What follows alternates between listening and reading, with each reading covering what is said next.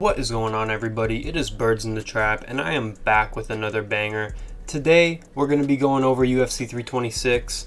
Alright, for the love of the game. Alright, that's why I do prediction videos. I've got some hot takes on this card, more specifically this main event, I feel, and I cannot wait to get into it. Let's go. First fight on the card, Luke Fernandez versus Rodolfo Bellato. Rodolfo Gelato, alright? Bellato is literally 1-1-1-1 in his last 4 fights, if I'm not mistaken. I actually can remember all of his fights. I remember watching him on the Contender Series. And when he won on the Contender Series right here, I was like, man, he looks pretty good. He seems like a good egghead, blockhead, stone guy. Just throw him in there and he'll knock some guys out. But since then, he has only gotten a win over Ihor Potieria, which is not the best win. And since then, I mean, what? Draw, no contest, loss. That's crazy. What are the odds? That's some Jan Blachowicz type luck. All right, if you know, you know. As far as a pick, though, how do you not go Luke Fernandez? I can't pick Rodolfo Bellato, especially after that shit he pulled against Paul Craig. Paul Craig in 2026 had you faking being out or what? I don't know. I don't know. I can't pick it. Give me Luke Fernandez by TKO. Alright. Now, Ji Young Lee versus Gaston Bolaños, Walmart Topuria. I'm not picking Walmart Topuria. I will be picking Ji Young Lee purely because I remember his last fight, and Gaston Bolaños, I remember him getting finished by Marcus McGee, and he's coming off a loss since then. Give me Ji Young Lee by decision. I ain't going to think about it too much. Rafael Tobias versus Dr. Nurgoje. I think I have to go with Rafael Tobias. Has Nurgoje had many fights in the UFC? Let me refresh myself. Yeah, nah, and he lost to Brenson Ribeiro. This is that guy. Okay. Give me Rafael Tobias by finish. When you're getting subbed by Ezekiel Choke in the UFC, and by, who did we just talk about? Oh my god. Who did we just talk about? Brenson Ribeiro. Come on, man. I'm picking Rafael Tobias. Suma Duerji versus Jesus Aguilar. I think I gotta go Suma Duerji here. Aguilar is another guy where I've kind of seen his whole career, but Suma Duerji, although he's had some losses, some of them have been some tough wars, And Jesus Aguilar, his losses, if I'm not mistaken, his last loss, it was one of those ones where I'm sitting there and I'm just like, why are you doing that?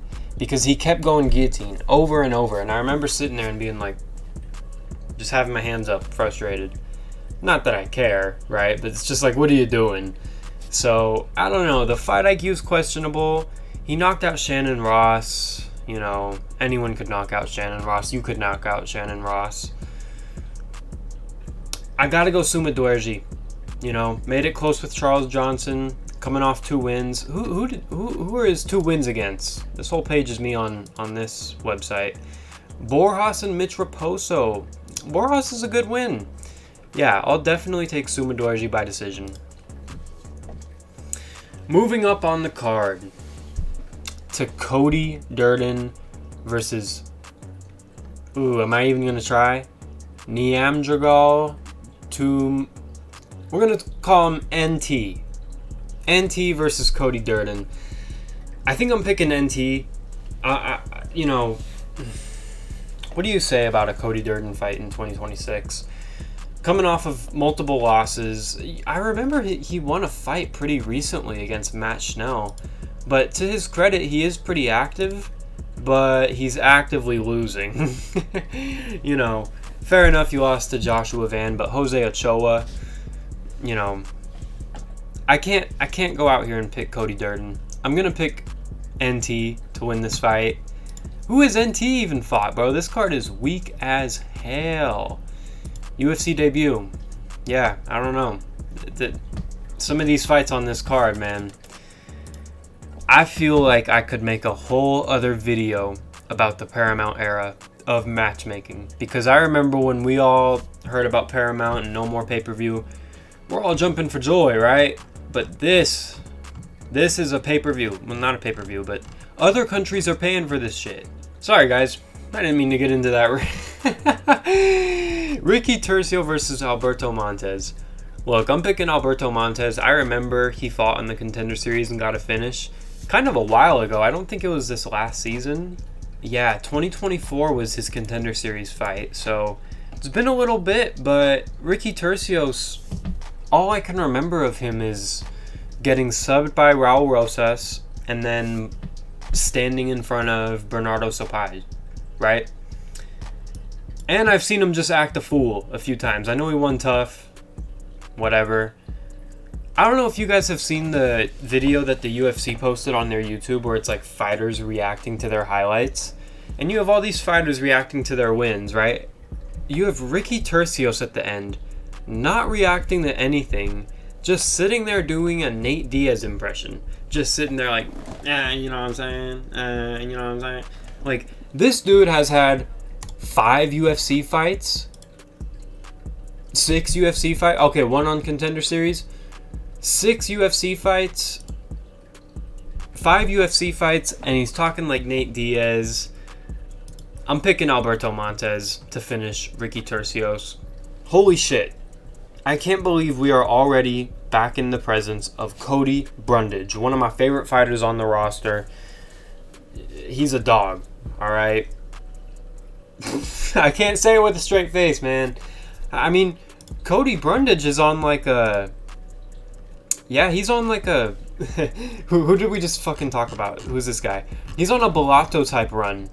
With the no contest, the draw, the win with the DQ, a slam win, what the hell? Cody Brundage, man. It's weird how he'll fight anyone, anywhere, anytime, but he is not that kind of fighter when he's actually in the cage. I think he takes these fights to stay in the UFC. If I were to guess, he feels pressure, like they're going to cut him. But they keep giving him fights no matter what, so I'm sure he'll get another one after this regardless. He was on the main card of UFC 300, you know? Maybe they see something in him. They're putting stock in Cody Brundage. Via first round KO by Dante Johnson. Alright, Dante Johnson's going to go out there. He's going to walk him down. Brundage is probably going to feel the presence, feel like he's going to get knocked out, feel that he's physically inferior. He's going to go like this. He's going to shoot a few very bad takedowns, I think, and then he's just going to get blobbed. Or nuked, you know? A nuke is like a out cold knockout, right? But a blob is like you get dropped and you get blobbed on. I think he'll get blobbed. Brundage is not a guy that you typically knock out cold, but he's a guy you can finish for sure. We've seen it happen so many times. How can you not? How can you not? Whoa. What'd I just do here? Huh? Okay. How can you not pick the up-and-coming prospect against Cody Brundage these days? Only people Cody Brundage is beating is guys like Julian Marquez, right? Who, in another video, I called Juan Marquez, who's a boxer. My bad. Alright, Cody Garbrandt versus Xiao Long. It's crazy how Cody was around before O'Malley, but Cody looks like the Walmart O'Malley. You know what I'm saying? Does that make sense? I think that's what I would say. You know, I'm sitting here and I'm thinking, at the end of the day, I think this might just be low enough level for Mr. Garbrandt to get a win. I think it just might be. Xiao Long is win some, lose some to guys that are on road to UFC. Road to UFC. And if you're going win-loss with some of those fighters, I don't think that's the greatest talent pool. I think Cody Garbrandt could be a road to UFC champion. So although I don't trust his chin, he actually did look good against Barcelos. And Barcelos is good. So he had a good first round against Barcelos. And then, in my opinion, he just kind of fumbled the game plan to at least win round 2. You know, Barcelos was able to pick it up. Before that, lost to Figueiredo, who at the time had some momentum. I know now we're kind of like, ugh, especially me. I made that stinker video. But he was out striking Figueiredo, and he got done on the ground. So at the end of the day, I think Garbrandt will be fast enough to not get chinned and powerful enough to damage Jiao Long. Maybe he could knock him out. He did knock out the almighty Brian Kelleher. So, but he did take, who is that? Trevin Jones to a decision. I think this will look like the Trevin Jones fight. If you know, you know. He'll go out there and do his shuffle, but it won't be all that impressive. Maybe even lose the third round. But I think Garbrandt will scoop up a win here. That's what I'll say. Gregory Rodriguez versus Bruno Ferreira. I love breaking down Gregory Rodriguez fights. Although I think last time I publicly picked him, I picked Hermanson. But Rodriguez is a fun fighter, bro. So is Bruno Ferreira. Honestly, these are two of my favorite blockheads in the middleweight division. Bruno Ferreira won in the first one by knockout, brutal knockout. He's got the mental edge. They both are coming off some wins. Both are on a streak, if I'm not mistaken.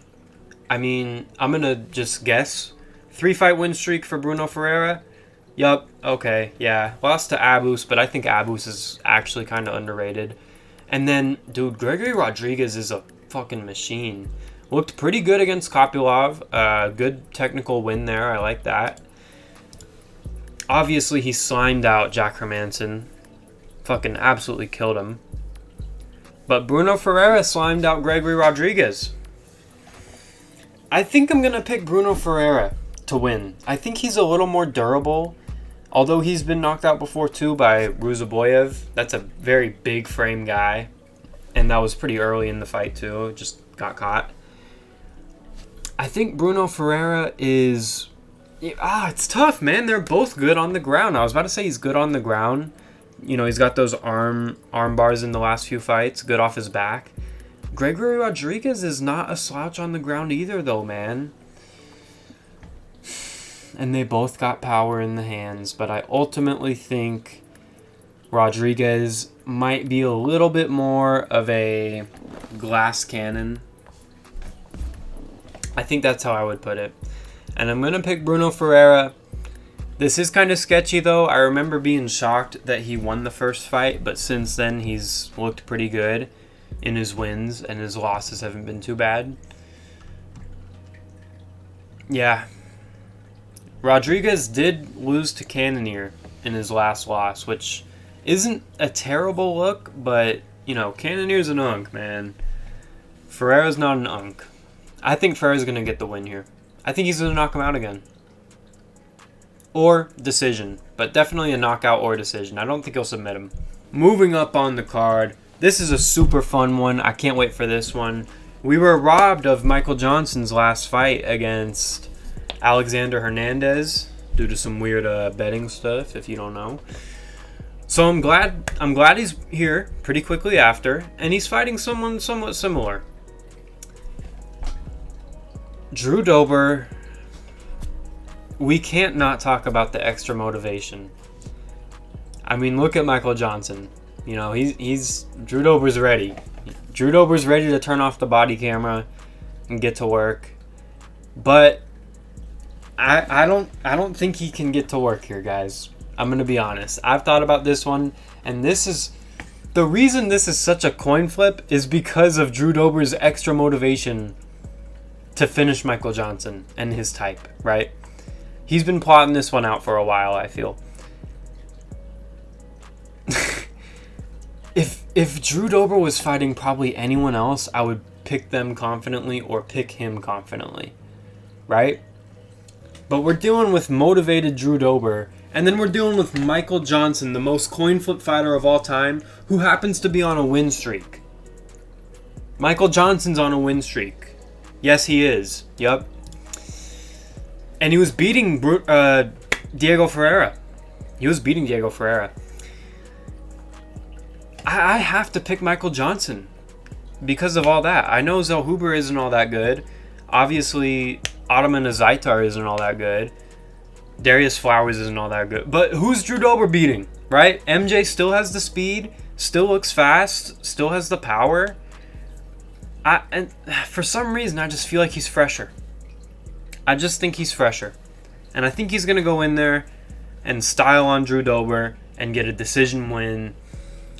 If Dober wins this fight, mark my words, it's in the third round with that big overhand that Emmett gets caught by. Dober will be busted up and he'll be needing that finish, if you know where I'm heading. I'm going to pick Michael Johnson though, which I can't believe I'm saying, but I'm saying it. Rob Font versus Raul Rosas Jr. This fight has been made a few times. Maybe not a few times, but when this fight was initially made, I think it was the last Mexico card, I remember thinking, oh, I'm taking Font in a heartbeat. But since then, he lost to David Martinez, who I know is pretty good. And to be fair, David Martinez would beat Rosas Jr. But the momentum is gone. He's just getting older.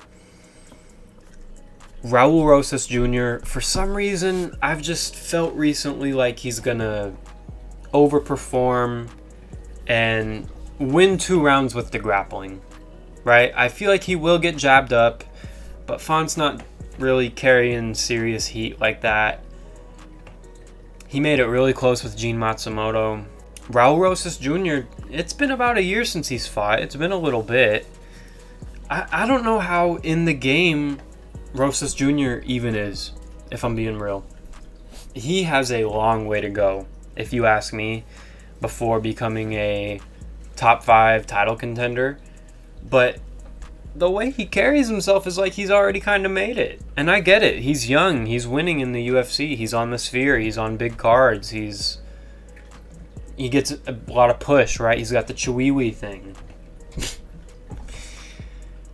But you ain't made it yet, bro. You could get fraud checked by Rob Font. This does stink of like Rob Font, Yanez type of fight, you know? But I have to go with the young prospect like I've been doing on this card. I'm picking Raul Rosas Jr. to win 2 rounds, get the decision, become ranked. I think he's got a rough road ahead because he'll be ranked number 13 if he gets this win. It's looking tough against everyone above you, bro. You might have to take a step down after that and kind of skill build, if you ask me. Moving up to, unfortunately, the co-main event, we have Caio Borralho versus Reinier de Ridder. I'm going to keep this very simple. Caio in his last fight against Imavov still looked capable, still looked strong, still looked fast. Definitely got outclassed, but he fought. He was in there. We can't even say that for RDR. Alright? He was looking like a cat on the ground, straight up. You know, it was a really bad look against Brendan Allen, who I thought he was kind of going to smoke. Now, look, I know that he himself and a lot of people would point to the activity kind of wearing him down. I understand it, but he shouldn't be in this weight class then. I mean, he cuts a fuck ton of weight. And this turnaround for him is still quicker than Caio Borralho's. So he's talking about this like it's a rest, but I don't know how much you can really change in such little time. I'm just being real. I think Caio Borralho is going to have good moments in the boxing, right? I don't think he's going to finish him, but I think he is a more technical and crisp striker. I see him kicking well. I see RDR initiating grappling, but just kind of failing, honestly. Maybe he gets like a weird exchange and grabs a leg or just does some weird shit, some RDR shit. But I can't help but feel like by the third, he will be gassed. And Caio is good enough to win a round 2, right? I can see RDR shooting a stupid-ass takedown and getting it in the first round and winning with like 3 minutes of control. That's going to wear him out, though. And Baralho in the second round is going to be boxing him up. He's going to be throwing body kicks. I think RDR's takedowns will become more predictable. And I think you have to go Baralho by decision. I understand the RDR pick, but I also don't. At least coming off that last fight, right? He can show me something here that makes me think different, but until then, Baralho by decision. Pretty safe pick, in my opinion. Charles Oliveira versus Max Holloway. Oh my god, I can't wait for this fight. I'm so happy it's a 5-rounder. Look, it could have been a fine headliner with no BMF, but I'm just glad it's not a 3-round fight, right? Or like just a feature fight. Like, this deserves the spotlight it's getting. And I kind of have a lot to say about this fight, man. I am pretty good at picking Charles Oliveira fights. I'm also somewhat decent at picking Max Holloway fights. Picked him against Poirier, didn't pick him against Topuria, and I picked Max against Gaethje. Look what Charles did to Gaethje. I think Oliveira is going to go in there and put the full package on him. I think he's going to mix it up really well. And I think he's been working on that game plan more since his title reign. Let's think about the Michael Chandler fight. Because we could talk about Beneil, but he just kind of nuked him out. Just blobbed on him. I'm going to be honest, guys. People say, oh, he didn't finish Chandler. I think Charles kind of went into that fight just wanting to try some shit. Which might sound insane, I know, but the way he was almost practicing his takedown entries and getting them so effortlessly against a muscle ball like Michael Chandler, it was impressive. Then let's talk about the Gamrot win. From the moment Charles realized Gamrot's power wasn't shit, he was so tenacious on the ground, man. I don't know if Max can survive that. Especially early in the fight, and especially if he gets clipped like he's been getting clipped. Tell me this ain't a drop and sub. Or if Oliveira drops him, tell me he won't sub him. You know what I mean? I think people are underrating Oliveira's power. His weapons overall. I see like a clinch knee being dangerous. Now, there is something to be said for the striking for Holloway. He does still possess slider man skill. This might be the last one with it. But I do think he'll be faster, and a lot of people picking Holloway are picking him to basically go out there and look like he did against Gaethje and just pepper up Oliveira into a stoppage. Oliveira's not Gaethje, man. He's not gonna... He might get hit. He might drop. But he might drop to his back and recover. I think Charles is gonna do it, man. I think Charles is going to press forward immediately in the fight. I think he will be bigger, like more framed out than Holloway, if that makes sense. I think he's just a presence in there. He's going to be coming at him with punches, knees, flying shit. And then the second they're in the clinch or Charles grabs a hold of him, I mean, it's hard to not pick Charles just to take his back. I'm being real. Imagine the first round. Holloway enters distance a little irresponsibly, and Charles, just before he knows it, wraps around to the back and has the back standing with like 3 minutes on the clock. If he's not taking your neck, he'll take an arm home. Charles du Bronx. Charles du Bronx. I like Max Holloway. And there have been moments where I've been picking Max Holloway because I definitely understand the route to victory for him here. But I think the power, honestly, this ain't Dustin, man. I love Dustin Poirier, but Dustin in that fight was, you know, a year out of the cage, thinking about retirement the whole time. Dustin dropped Max, man. I know Dustin dropped Oliveira, but it's different. I don't know. The Poirier vibe is different from those two fights, definitely. So, I think Max Holloway might be trusting his power a little too much these days. I think Oliveira, who has been getting defensively more sound if you really look, the Beneil Dariush fight especially, he was off the center line. Man, I know Charles might get hit, but I feel like in a take one to give one, Charles is winning that, man.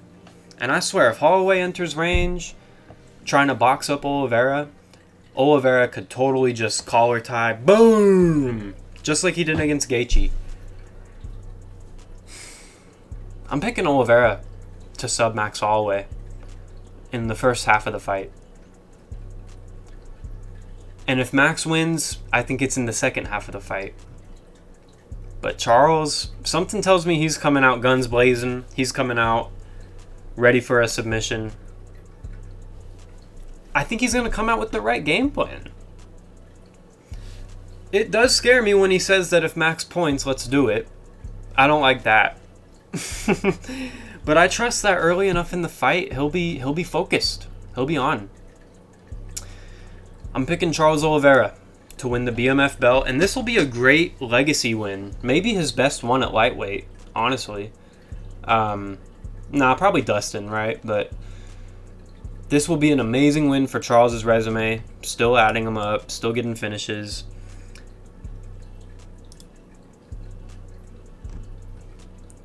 It's tough to see either of them lose. You know, I'm happy for the winner. I'm sad for the loser. I think Charles is going to take him home. Round 2, submission, baby.